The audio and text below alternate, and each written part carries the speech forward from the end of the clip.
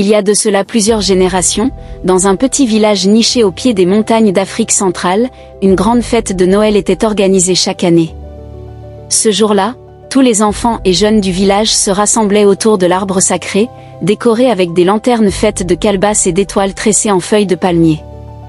Noël était plus qu'une fête, c'était une journée où chacun recevait une bénédiction spéciale du grand baobab, un arbre ancien censé abriter les esprits protecteurs du village.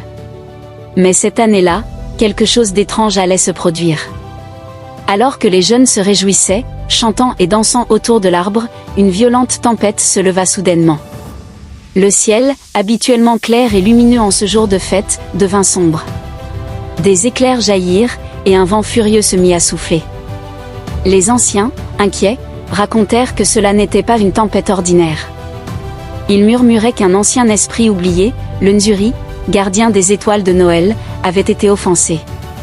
Quelqu'un, dans le village, aurait pris une étoile de l'arbre sacré sans permission, brisant ainsi une tradition vieille de plusieurs siècles. La tempête emporta plusieurs des jeunes qui dansaient sous l'arbre. Ils disparurent dans l'obscurité, emportés par les vents. Le village tout entier plongea dans la tristesse et le désespoir. Une jeune fille nommée Amina, connue pour sa grande sagesse malgré son jeune âge, refusa d'accepter la perte de ses amis et des autres jeunes. Elle rassembla les anciens et leur demanda comment ramener les enfants disparus. L'un des anciens révéla une légende: pour calmer Nzuri et ramener les disparus, il fallait retrouver l'étoile volée et la replacer au sommet de l'arbre sacré avant la fin de la nuit de Noël. Si cela n'était pas fait, les enfants resteraient prisonniers de l'esprit pour l'éternité. Amina, accompagnée de 2 jeunes courageux, entreprit de retrouver l'étoile.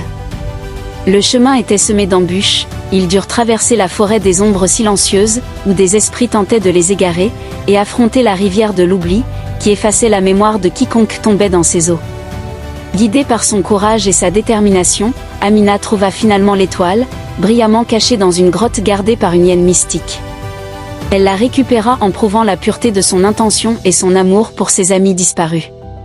De retour au village, Amina plaça l'étoile au sommet de l'arbre sacré juste avant l'aube. La tempête s'apaisa immédiatement, et les enfants disparus réapparurent, sains et saufs, près de l'arbre. Le village tout entier éclata en larmes de joie. Les anciens déclarèrent que ce Noël serait désormais appelé le Noël des étoiles perdues, un rappel que la véritable essence de cette fête réside dans l'amour, le partage et le respect des traditions.